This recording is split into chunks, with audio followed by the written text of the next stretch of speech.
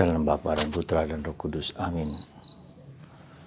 Bapa di surga, ada saat-saatnya kami berada pada titik yang paling rendah dari hidup kami. Rasa putus asa, rasa kecewa, rasa marah, seperti tak ada harapan.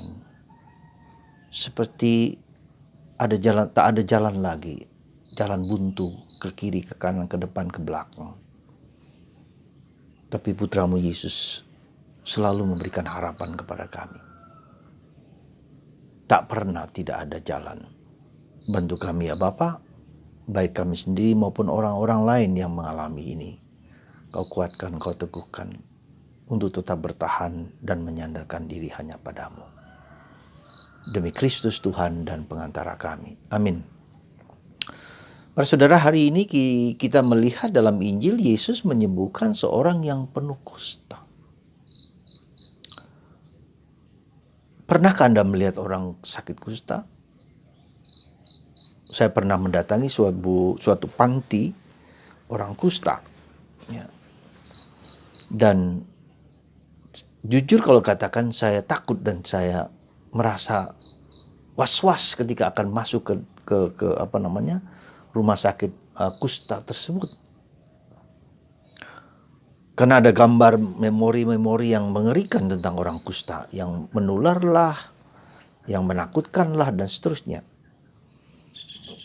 Dan ternyata ketika masuk ke sana juga memang sungguh-sungguh cukup mengerikan dan menakutkan, karena ketika kita bertemu, jari-jari tangannya mulai putus, kukunya mulai nggak ada, ya mulutnya sudah, bibirnya sudah mulai mengelupas, matanya kiri dan kanan juga, kelopak mata dan kelopak kirinya juga sudah mulai rusak, hidungnya sudah mulai hancur, ya, jari kakinya demikian juga. Dan pasti orang demikian tak pernah melihat cermin, karena dia akan menakutkan. Melihat dirinya sendiri dengan bentuk yang katakanlah bentuk yang destruktif, yang distraction, yang rusak gitu. Bukan hanya jelek tapi rusak. Ya.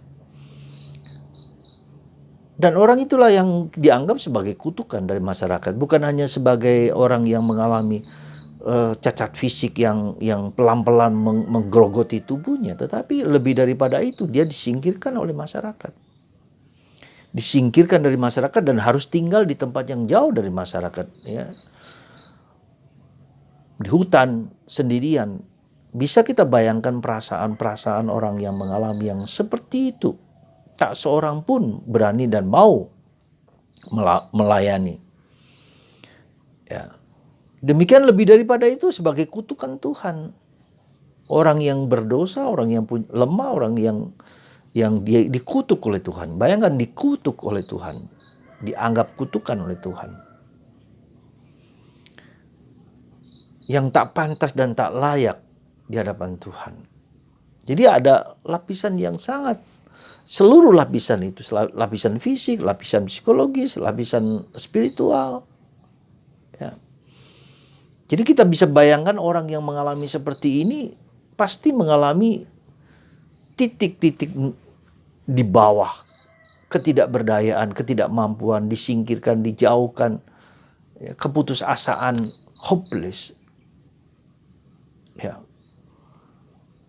Saudaraku yang terkasih dalam Kristus, meskipun sekarang sudah mulai diketemukan karena penyakit-penyakitnya, tetapi masih ada di beberapa tempat yang penyakit kusta ini masih ada. Dan setelah sembuh bisa sembuh, tapi setelah sembuh pun orang masih trauma, masih takut untuk bersalaman. Ya. Jadi saudaraku yang terkasih, ya ini pengalaman seperti ini pengalaman yang sangat mengerikan dan sangat menakutkan dan sangat tidak memberikan harapan sama sekali. Dan sekarang mungkin boleh dikatakan kalau bisa disamakan dengan orang yang kena HIV, ya, yang pelan-pelan anggota tubuhnya mulai digerogoti, mulai kurus, mulai kering, ya, tidak ada kehidupan, tidak ada kegembiraan, tidak ada sukacita, tidak ada, ya, merasa diri disingkirkan dan sungguh, ya, merasa juga terkutuk karena mungkin melakukan tindakan-tindakan yang berdosa, yang bertentangan dengan Tuhan. Bisa saja begitu, dia merasa sendiri. Meskipun tidak selalu demikian, karena bisa aja dia jadi korban dari penularan, bisa jadi gitu kan. Tapi itulah, sampai sekarang belum ada obatnya. Ya, meskipun sudah ada, tapi dengan harga yang mahal, dengan kesulitan yang tingkat, dan belum tentu juga sembuh dan seterusnya. Saudara, ketika orang berhadapan demikian, pasti dia merasa putus asa. Maka ketika si kusta ini bertemu dengan Yesus, dia tersungkur di depan kaki Yesus. Tersungkur, sekali lagi kata penting, tersungkur di sini depan kaki Yesus, dan bertanya, Yesus, jika engkau mau, jika engkau mau. Orang yang mengalami titik seperti ini mengalami keputusasaan. Jika engkau mau. Dan Yesus dan Tuhan, saya mau. Tuhan tidak pernah menolak orang yang datang dengan kerendahan hati yang dalam, tersungkur di depan kaki Yesus.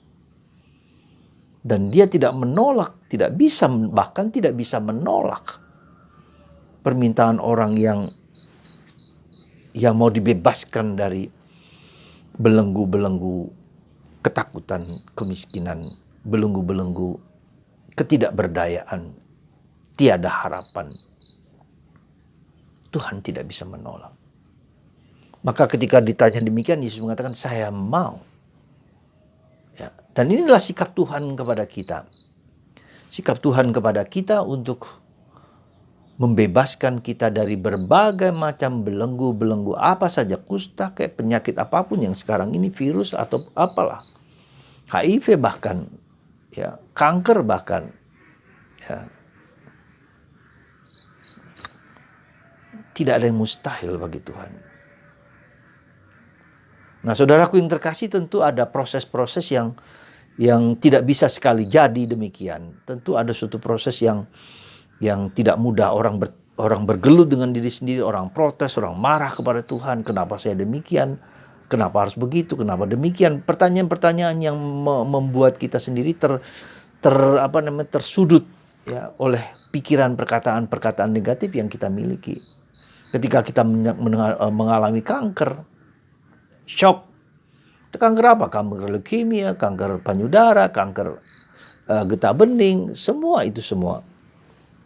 Ya, saat-saat seperti itu orang mengalami titik-titik jenuh, ya, titik-titik bosan, titik-titik ketidakberdayaan, cuci darah berkali-kali dan berkali-kali. Ya, saudaraku yang terkasih dalam Kristus, saya hanya mengatakan, dan kita juga harus mengatakan, bahwa Tuhan tidak pernah menolak. Tetapi sekali lagi, Tuhan juga punya rencana yang mungkin lebih indah. Dengan pengalaman seperti itu, dia tidak selalu mau, atau bukan mau menyembuhkan, tetapi bukan hanya menyembuhkan fisik, mungkin menyembuhkan jiwa.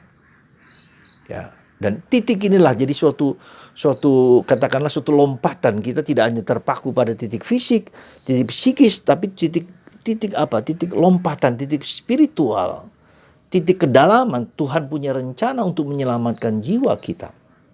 Nah, disinilah ada suatu lompatan-lompatan yang seringkali harus kita imani, kita jalani, dan kita berani melompat kepada sesuatu yang tidak kita ketahui apakah iya atau tidak. Tapi Tuhan mengatakan, aku mau, dan Tuhan mau supaya kita melompat dari fisik ke psikis, dari psikis ke spiritual. Tuhan mempersembahkan, lalu itulah yang mungkin kita sebut dengan tersungkur di depan kaki Yesus. Ya, saya yakin ketika si kusta ini berada bukan bersama orang lain, tetapi ya di luar masyarakat, dan Yesus mendatangi dia, dalam tanda petik, mendatangi dia orang tersebut, karena tidak mungkin dia berada di kota bersama orang banyak, ya, maka Yesus mendekat kepada dia. Ya. Semoga kita sendiri coba, apa kusta-kusta dalam hidupku? Bentuknya seperti apa? Apakah saya pernah putus asa? pernah kecewa, pernah marah, seperti tidak ada harapan, bertahun-tahun menghadapi penderitaan yang harus kita tanggung, diterima dan seterusnya. Sekali lagi, selalu ada harapan di kaki Tuhan.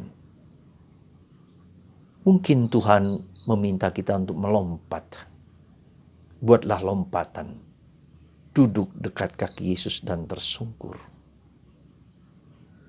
Karena seringkali kesombongan, keangkuhan kita lah yang menjadi penghambat kesembuhan batin kita. Mungkin keberdosaan kita, mungkin sekali lagi, yang membuat kita tidak mau dan tidak mampu untuk tersungkur di depannya. Semoga Anda dan saya dan kita semua tidak harus sakit kusta untuk tersungkur di depan kakinya. Tetapi ketika kita merasakan ketidakberdayaan hidup kita, kemiskinan hidup kita, ketidakmampuan kita, dengan rendah hati belajar untuk tersungkur di depan kaki Yesus, di depan kaki Tuhan. Semoga Anda dan saya bisa dan dapat menghancurkan gunung-gunung kesombongan, menghancurkan jalan-jalan yang berdelik-leku, menambal jalan-jalan yang berlobang-lobang, yang minder, yang takut, yang gelisah, yang cemas, yang merasa tidak ada harapan sama sekali. Semoga Anda tetap berharap.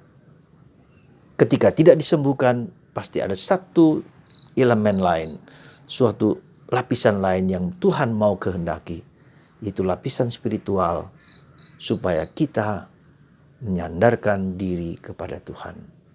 Dalam bacaan pertama hari ini, kitab surat Yohanes mau mengatakan kepada kita, yang mengalahkan dunia adalah iman kepada Yesus sebagai Tuhan. Semoga Tuhan memberikan iman itu kepada Anda dan kepada saya. Amin. Allah Bapa di surga, tambahkanlah iman kami yang rapuh, yang tak berdaya ini, sehingga kami berani mempersembahkan diri kami seluruhnya, kekurangan keterbatasan kami kepadamu dalam kuasa-Mu. Berkat-Mu ya Bapa atas kami semua. Dalam nama Bapa dan Putra dan Roh Kudus. Amin.